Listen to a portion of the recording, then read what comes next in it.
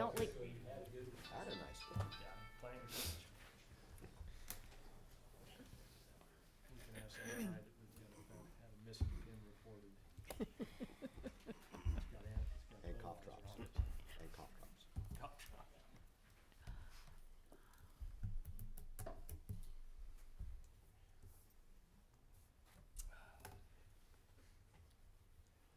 We're not live until I see us, are we?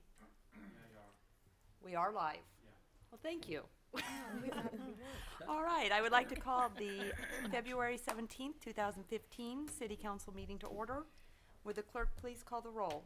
Bush. Here. Soldner. Here. Pyros de Carvalho. Here. Dave Line. Here. Prowett. Here. Pledge of Allegiance. I pledge allegiance to the flag of the United States of America and to the republic for which it stands, one nation, under God, indivisible, with liberty and justice for all. All right, and this morning's prayer will be given by Gary Getting with Hutchinson Friends Church. Good morning. Good morning. Shall we pray? Father in heaven, we give you thanks for this day that you've given to us. We're grateful for this wonderful community in which we live and for these who take of their time and their energy to serve us in this chamber. I know that in many ways it's a thankless job, but we are grateful for them and pray for discernment and wisdom and their decisions today, and for all those who are out in our community serving us in one way or another. We ask for your watchful hand of protection over them as well. We ask this all in Jesus' name. Amen. Amen. Thank you. All right, and next up is a time when we normally take oral communications from the audience. Before we get into that, though, we have a proclamation that I would like to do, so I'm going to go down to the podium.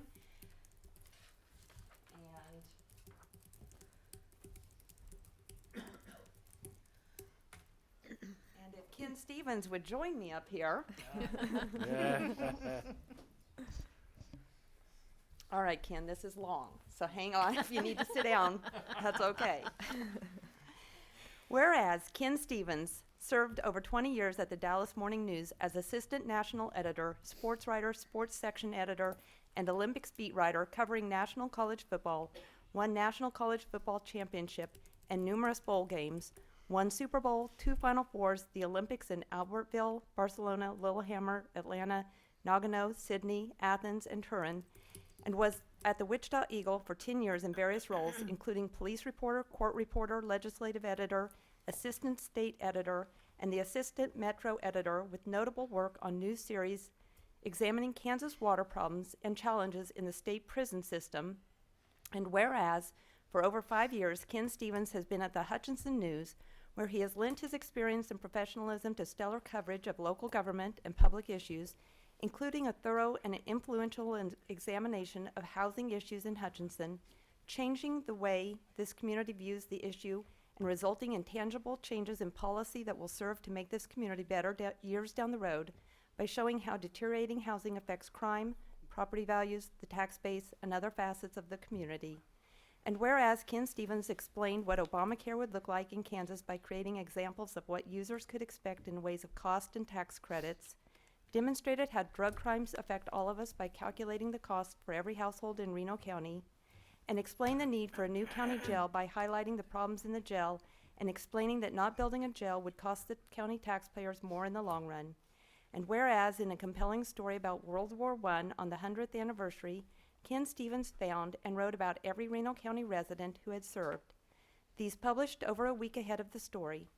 And whereas Ken Stevens provided sophisticated computer analysis of data that punctuated many of his reporting projects, he also drew the maps for the recent news project on earthquakes in south central Kansas, showing readers the proximity of wastewater injection wells from oil drilling and the reported quakes.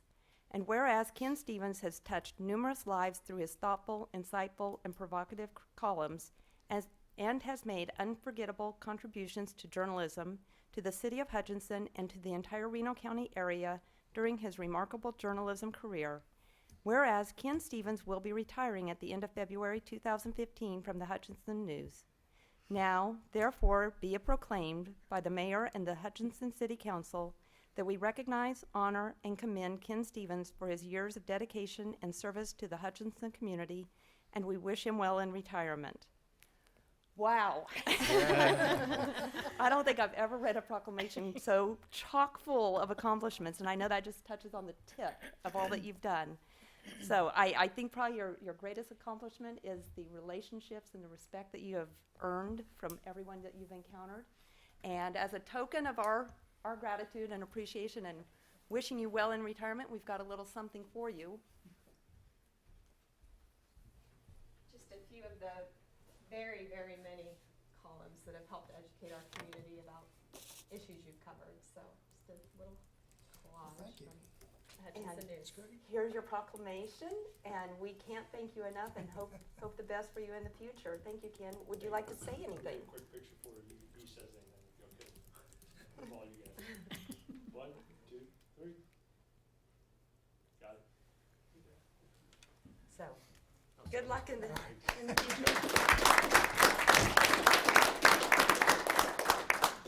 Well, if I'd turned that proclamation in my editor, he would have said that story was too long and you should cut it in half. I think John wrote most of it. Yeah, I was going to say, I think the editor may have contributed a lot of He that. helped a lot with that.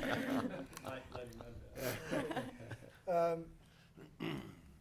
I've been in this business for 40 years now, and when I was in school, I loved going to school. And as a journalist, it was like never leaving school, because every day was a different story, a chance to learn something new.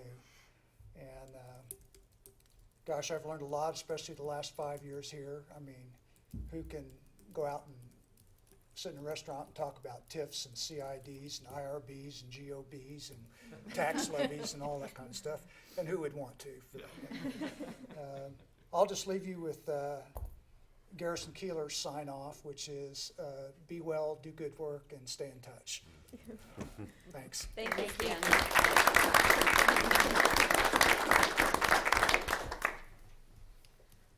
All right.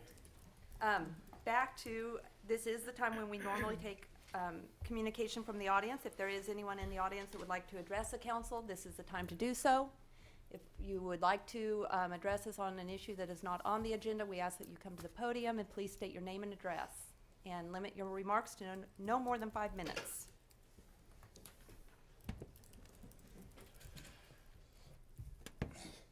Yes, my name's Hank Oliveira, 609 Bloomville Road. And you already know that I've had some trouble at the bus stop that's there. So what I'm asking today is that maybe on Popular Street, the area between the two driveways can be made into a taxi stand so I can get closer to the bus and the clients. So I'm here to ask you if there's a way that can be made into a taxi stand, which would put me closer. Because I'm still having some problems, and I need to get as close as I can to the bus. So Hank, with this taxi stand, would you actually be parked on the street on Poplar? On the street, where it's yellow now between the two driveways, we could change the color and make it a taxi stand. That way when the bus pulls in there, I'll be right there. Because I'm out of reach, because the other lady is right by the door of the bus. So if I can get closer down there, then my clients can get in my van or my vehicle. So I'm asking that you maybe condone that to be a taxi stand, since I can't get on the property. Okay, is that something that can Well, be looked at, or is that I think yellow the for issue a would be, reason? it's probably painted yellow for a reason. It's probably between two drives near an intersection, and therefore no parking parking would be an issue there. Not knowing exactly that, but if it's yellow between two driveways, Right, but it's long enough for a vehicle to be there. I'm assuming that's what it would be. And, you know, if it were I don't know how often this happens. This isn't like an airport or a hotel where we've got just constant traffic. This happens how often? You got 3 or 4 times a day that it could be used. That This the bus stand, shows up 3 or 4 Yes, times a day? 4 times a day. Comes in at 5:30, 3:30, 7:45, and 1:30 in the morning. So, but I'm having a problem that having to be clean on the other side of the street, you know. Okay. John, is it something that could be at least looked at just to see if it's at all feasible, or if it would be? Yeah, we can certainly look at it, Dangerous. yeah. I do think that will be probably an issue, is just the parking there, Okay. because of the drives and what So it have doesn't sound real likely, but they'll look at it. Okay, all right, thank you. Okay, thank you. Do we have anyone else that would like to address the council this morning?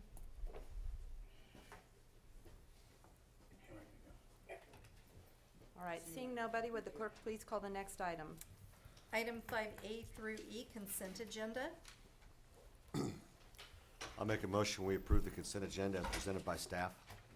I'll second. We have a motion and a second. Is there any further discussion?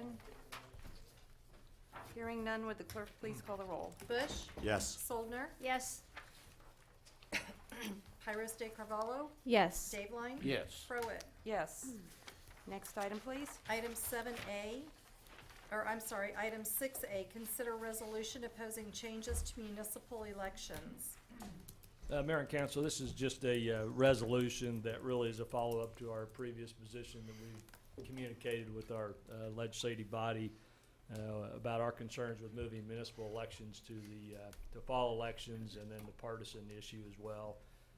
Many cities across the state have taken the effort to adopt a resolution in opposition to this change, and the resolution before you really just is a restatement of the legislative policy statement that we adopted back in early January. So we would ask the council to approve this resolution. We would then send this on to the League of Municipalities along with the other cities that have done so. Has there been any movement on that? Yeah, there's particular been, I mean, it's, you know, the latest has been that it appears to me that there seems to be a lot of momentum, and I don't know, want to use the word compromise, but that they're moving to the fall.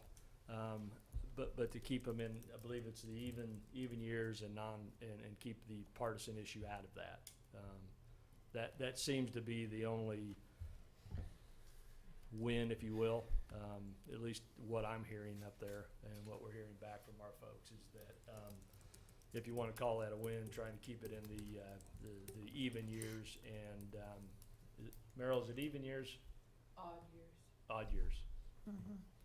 But to keep the partisan issue out of it, so, but definitely, I think something's gonna happen on that, this year, unfortunately. Again, going back to why this is a concern of the legislators and, you know, the effects that it has among 600-plus cities across the state of Kansas that all have different elections, that all have different, you know, cycles, have some even, some odd. You know, some have districts, some don't, and you know, just the transition to me is going to be an interesting thought, and probably not a lot of thought given to that until after the bill's been passed. Is you know, how do we transition into that? So again, it's just one of those issues that, you know, I think it was last year, maybe the year before that came up, and you kind of wonder, where does this come from? Well, they probably just don't have anything more pressing to deal with at the state level. Well, Like a yeah. crater in the budget or anything. Right. Bite your tongue, So, Jade. just They'll something. wait on that until April. So yeah, I think there's real strong indication that things are gonna change in some way unless things unravel here, so. Well, and not to just throw this out like a little bomb, but I think Merrill had forwarded us something, and it was alluding to something to do with council, city manager, or council manager form of government. Now, is that included in this? Yes. And is that being challenged? And Yes, what essentially it does, they're repealing a bunch of old statutes, which I think this statute was like 1917 that created the city manager form of government, and they're just cleaning a lot of this stuff up, and then, you know, I guess the reaction would be that local governments would then adopt legislation that would create the form of government. But our association's, you know, really surprised when that just came up last week that was even a part of this bill. And it just came out of the blue, and so I don't know exactly. Our association's involved in that. ICMA at the national level is involved in that, because that's a statute that's been around since 1917 that established that form of government, and why that would be repealed as a part of this is beyond any of my thought process. So okay, I didn't know if there was something more no, more sinister you know, that we there- just weren't seeing. yeah. I don't think there's any real effort to get rid of the form of government. It's just that they're saying that locally, They can- interesting now that they're saying locally, you can, you know, Make your establish choice, that. yeah. Yeah, make your Mhm. choice locally Yeah. on that, so. What are the views of our delegation in Reno County? Well, I think Senator Bruce is, you know, not supportive of our position at all. Senator or Representative Becker and Pauls were supportive of leading elections the way they are. Okay. So that's where we're at locally here. And Senator Bruce's position hadn't changed from, you know, day one in our communications last year, this year, about any of the, concerned with any of the issues that we raised. I'm glad the league is taking this on, and I would certainly be in favor of making a motion to approve the resolution opposing the legislature's consideration of making municipal elections partisan and moving to the fall of even-numbered years. I would second that. So we have a motion and a second. Is there any further discussion? Hearing none, would the clerk please call the roll? Bush, Yes. Soldner, Yes. Tyros de Carvalho, Yes. Dayline, Yes. Prowett. Yes. Next item, please. Item 7A, consider request for release of 31 lots in Kissawah North and Kissawah North Second Editions. Good morning, Mayor and City Council. Jana McCarron, Director of Planning and Development.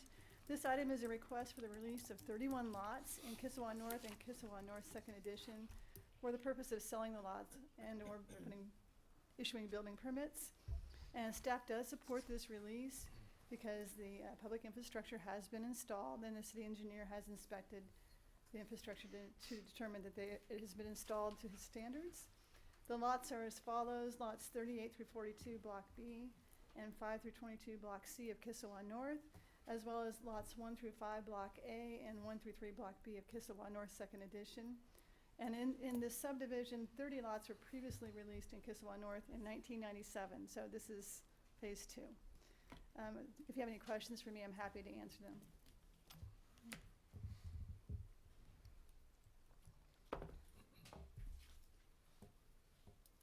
Are there any questions for staff? I would move to accept the request for release of 31 lots in Kissawah North and Kissawah North Second Editions. Second. We have a motion and a second. Is there any further discussion? Hearing none, would the clerk please call the roll? Bush, Yes. Soldner, Yes. Tyros de Carvalho, Yes. Dayline, Yes. Prowett. Yes. Next item, please. Item 7B, consider request for a conditional use permit for 1128 North Main Street. Good morning. I'm Casey Jones, Senior Planner, and we received a request from Paula Freeman for a conditional use permit to convert an existing structure formerly used as an office, to convert that into a single-family home. And the property is located at 1128 North Main Street. That's at the southeast corner of 12th and Main and Hutchinson. It's in a C1 office commercial zoning district, and the property hasn't had water service turned on for probably about the last 4 years or so, and it's been vacant most of that time.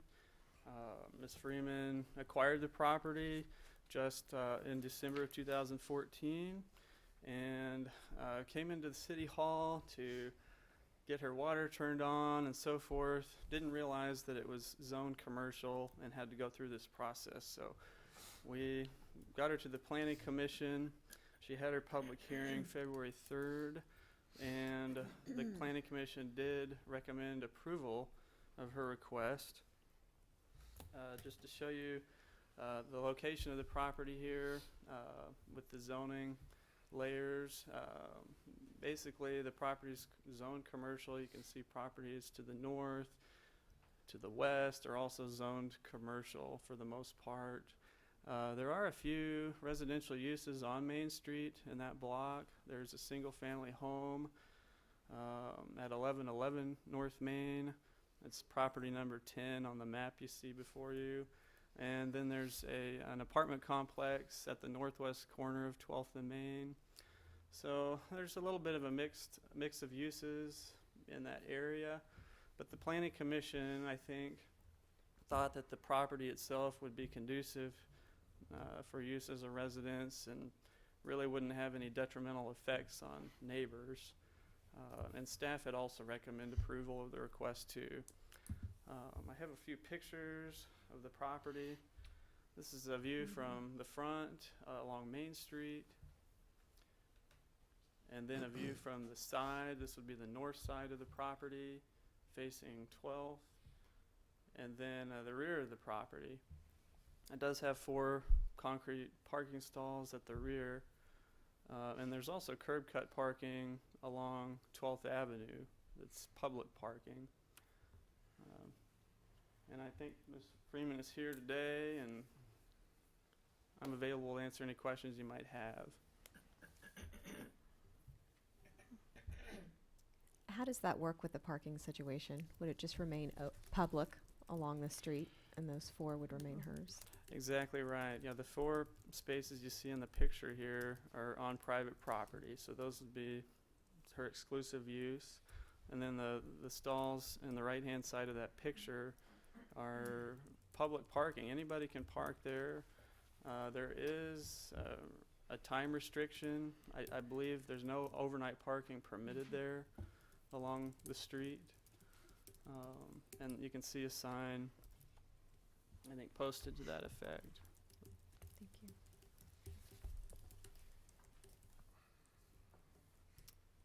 Are there any further questions, or do we have a motion? I would move to approve the Planning Commission recommendation to approve the conditional use permit for single-family dwelling at 1128 North Main Street. Second. We have a motion and a second. Is there any further discussion, or would the applicant, I don't think you need to, but would you like to address the council? Hearing, would you like to? I'd just like to say that, like Casey said, I think it is conducive to a home. It was originally a structure, it was a residential structure. And I think that if it was going to be purchased and used as office complex, it would have been purchased, I think it's been for sale for quite a long time, or it would have been rented. And right across the street, there's a wonderful complex, a medical complex that's empty, and they're having difficulty renting it as well. So I'm thinking if we could just get people in the community or, in that area, whether they're living there or not, it'll bring more life and, because I don't want to see that area of the city become all empty with, just empty buildings. So I'm just asking you to please consider my proposal. Thank you. Okay, thank you. Okay, would the clerk please call the roll? Bush. Yes. Soldner. Yes. Tyros de Carvalho. Yes. Dave Line. Yes. Pruitt. Yes. Next item, please. Item 7C, consider update on structures determined to be unsafe and dangerous. Morning, Council. Trent Maxwell, building official for the city.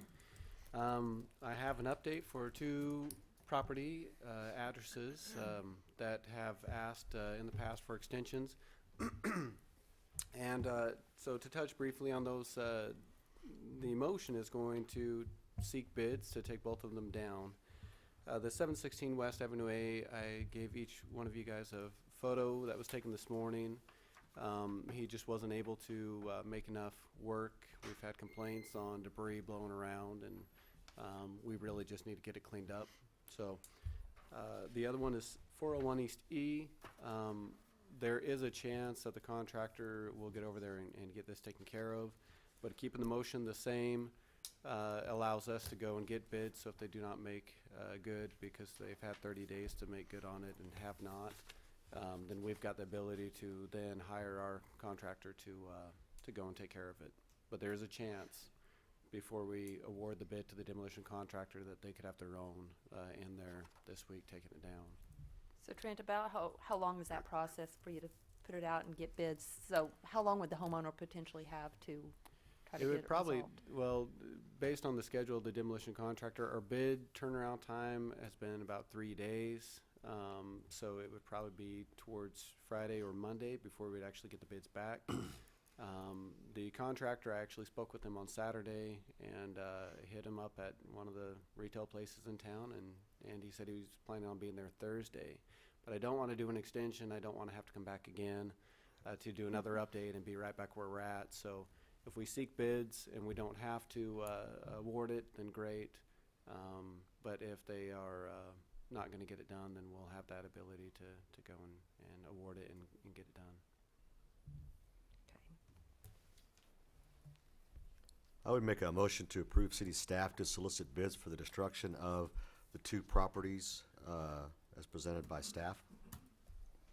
I'll second that motion. We have a motion and a second. Is there any further discussion or anyone in the audience that would like to address council on this? Seeing none, would the clerk please call the roll? Bush. Yes. Soldner. Yes. Tyros de Carvalho. Yes. Dave White. Yes. Crowett. Yes. Next item, please. Item 7D, consider Main Street reconstruction project. Good morning, Michael Kramer, Senior Civil Engineer with the City of Hutchinson. Do we have anything else you want to cover? Because I'm not used to talking to you all before about 11:30. So No. It's a nice change No. of pace. just wanted to make sure. It's a goal to be out of here before the. There you go. Okay, on the Main Street, we've been through the process of getting the concept, and then we've been working on the final plans. They're about 90% complete right now, hopefully ready to advertise here very shortly. And so we just wanted to bring them back before you all, let you have a chance to see, how things have progressed, and then get your approval moving forward. The final design includes a 5-lane roadway section, a mill and overlay of the existing roadway. The curb and gutter will all be removed and replaced. And of course, we're talking about Main Street from 23rd to 30th right now. The entire project incorporates 7th to 30th, but this year's phase is 23rd to 30th. So along with the curb and gutter removal and reconstruction, we'll be replacing the driveways. And we've got a new bulb out at 25th and also at 27th. Actually at 25th, I'm sorry, we're replacing the existing bulb out. And then at 27th, it's a new bulb out. We've got sidewalk removal and replacement where the sidewalk is in poor condition. And then we have a new sidewalk where there's none existing now north of 27th, from 27th to 30th on the east side. We'll be replacing the aging storm sewers, about 2,500 feet of storm sewer with the project. And we'll also be replacing about 3,800 feet of very old water mains that have been problematic. The water mains were installed originally around 1938 to 1943. And one of the other items that we'll be doing is replacing the street lights, and actually those will still remain Westars, and we'll continue to rent those lights. What kind of poles will They be there? They will be steel. Thank you very much, Just staff. stole John's question. Thank you, staff. You're good listeners. Appreciate it. And then we've got new crosswalk and pedestrian signals at the intersections. And we expect the project to begin early this summer and to last approximately 7 months. During the state fair, we'll have all the lanes of traffic open. We'll have temporary pavement, which means, probably either a gravel or a milling surface, but, make sure that everything's open and accessible and that there's no construction going on during that time. Last week, we did have an open house that we invited the property owners and the tenants along the corridor. We had about 20 to 25 properties represented at that meeting. Their main concerns were, when's the construction going to take place? Will it be open to traffic? They were concerned, are we going to close Main Street, which we're not. We're going to do the work under traffic, so we'll have lane closures. But it won't be closed to through traffic. They were concerned when we do the water, how long will it be off? And we'd like to keep it about 2 hours, but I think it'll probably be 2 to 4 hours, and we'll try and do that, those type of connections early in the morning to minimize the effects of that. Unfortunately, I think those folks are pretty used to main breaks and having the water off. And then they're concerned about the sidewalk locations where it's going to be. They just wanted to, get some information on that. And then they were concerned about their driveways and how long they'll be closed. And, if they have two driveways, will they both be closed at the same time, which they won't. We'll keep, if a property has two drives, we'll keep one open, all the time while we construct the other one. And so, I think it was a good meeting to get them information. And then also during construction, the contractor will be required to have a phone number available for folks to call if they have issues. And we've done this in the past on projects, and the contractor has to keep a log and tell us what type of questions they have and how they answer those. Some of the work still to be done on the project, we're finalizing the design on the signals and the street lights from Westar. We're waiting on a little bit of information from them, and wrapping up our quantity summaries for the bid package.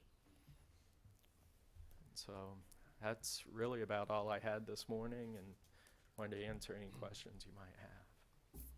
Will you be putting together an FAQ for the website? Yeah, well, when we get closer to the project being under construction, I anticipate having a schedule put up there and, a little bit of what's going on. It's so, yes. always really helpful to refer back to, so thank you.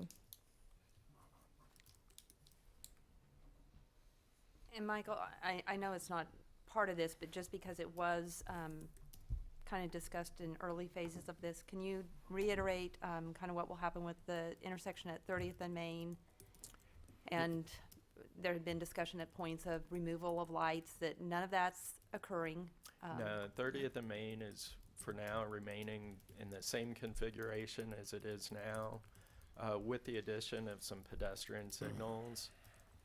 Right now there's not pedestrian signals in all the directions, and so there will be pedestrian signals and crosswalks at the intersection. Bless you.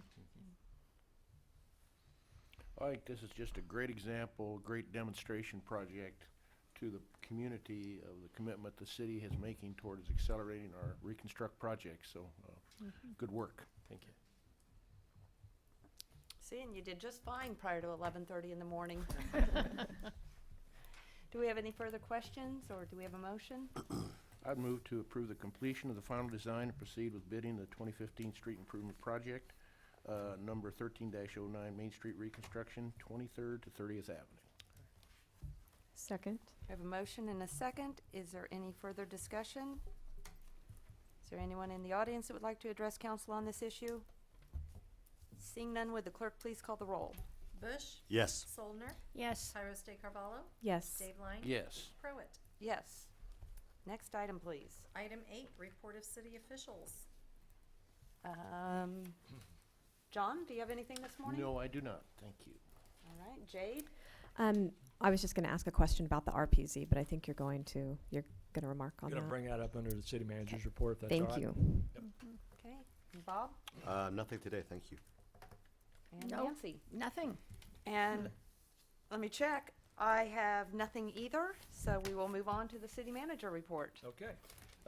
Couple things. First, we did want to talk a little bit about, I know that some of you've received, maybe all of you, some communications from a resident concerning the runway protection zone, or the RPZ. This is an issue, or the runway protection zone issue's been around since early 90s.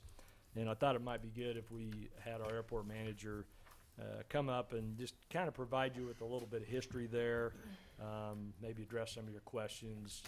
Don't really want to get into any specific land acquisition issues today, names of people or anything like that. I think just generally an understanding of what this issue is, and maybe a little bit about what our approach might be as we go forward. So Peter Miller, our airport manager, is our expert in this area, so we'll let him talk a little bit about that. So. I made myself an expert, I guess. Let me apologize, my voice. I've been under the crud here for about the last week. I'll keep this short before I lose my voice completely. I wish I was up here to talk a little bit about how we set a record number of fuel sales this year out at the airport, and that we were ranked the third busiest airport in the state. I also wish I was up here to talk about some of the hangar projects we've got cooking in the back room a little bit too. But instead, like John said, I think I'll come up and talk a little bit about everybody's most exciting subject, the runway protection zone. The runway protection zone was established in 1990, 1991. Before that, the FAA referred to them as the runway clear zone.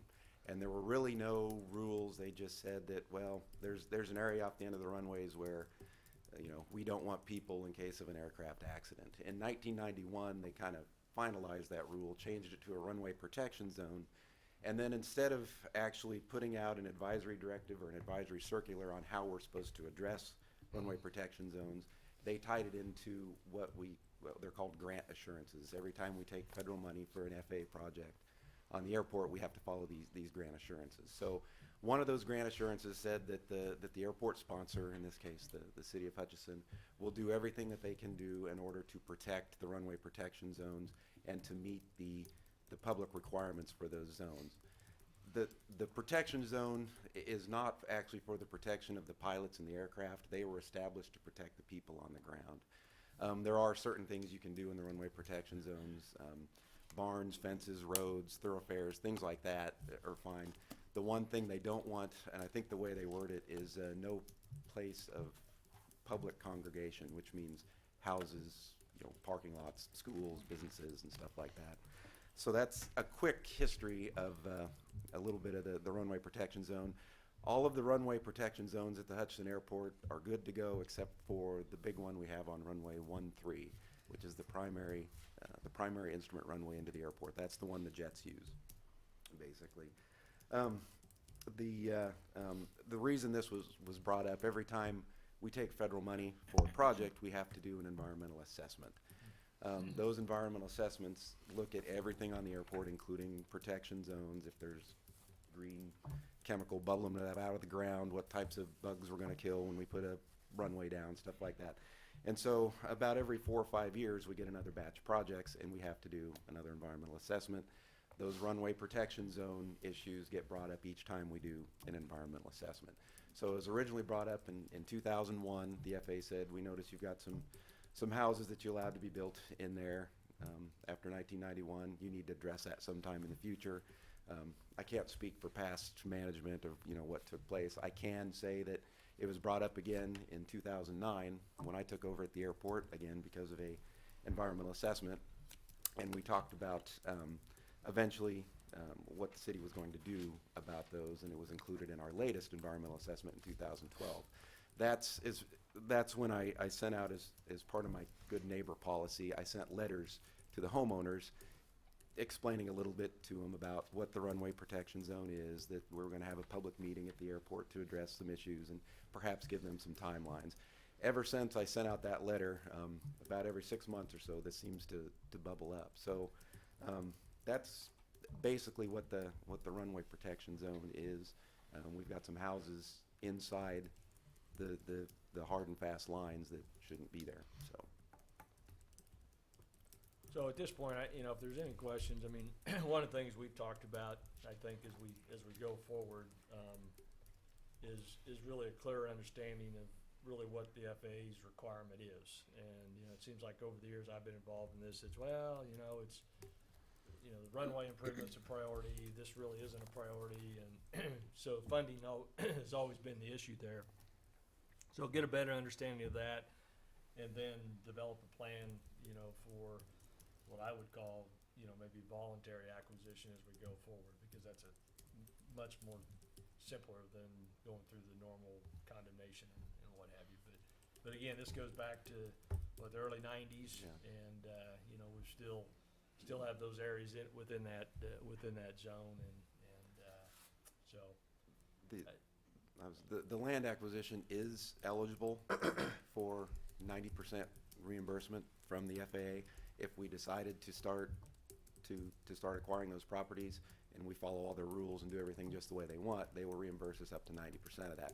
The challenge with that is because of the way the FAA is funded and those grants availability, and due to the FAA's priority of pavements and runway lights and actual safety, on the airport, painting lights, runway condition, ramp space, that kind of stuff, that always takes precedence over things like land acquisition projects. So as we get our grant money, we direct that to the infrastructure at the airport, and there's never really enough left over to start addressing the RPZ. And honestly, looking forward to our next 10 and 20-year plan, I don't see, unless the FAA suddenly becomes, if this becomes a high priority for them, then I bet the money magically appears.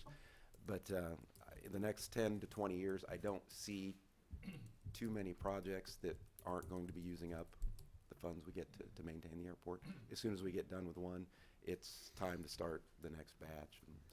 And So we're not necessarily out of compliance, or we are out of compliance, but we aren't the ones in charge of funding the compliance.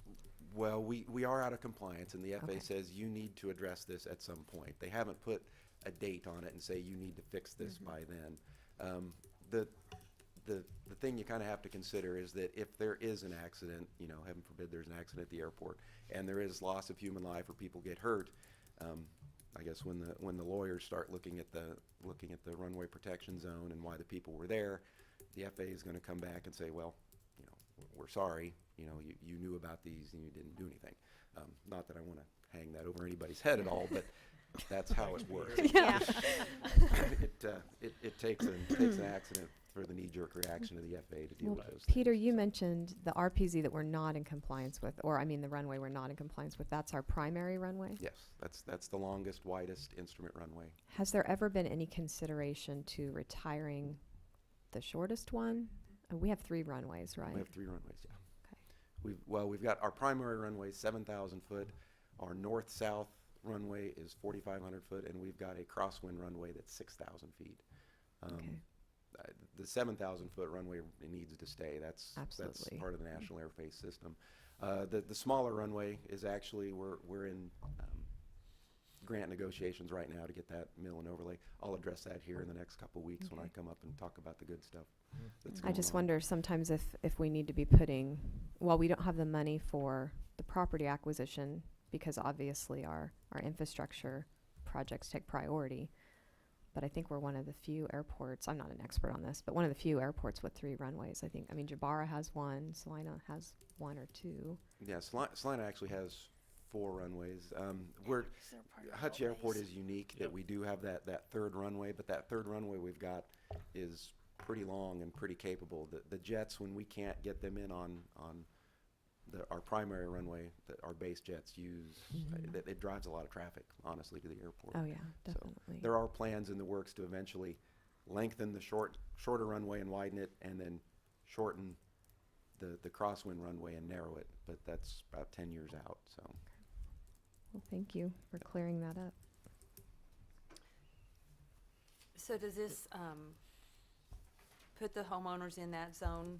Are the properties sellable? Are they a little bit in limbo? I really don't know enough about the real estate side of it. I know that the ones that I've been contacted by claim that they're not able to sell their house, but I don't really have any way to research that to verify that or not. I can understand their concern, but so.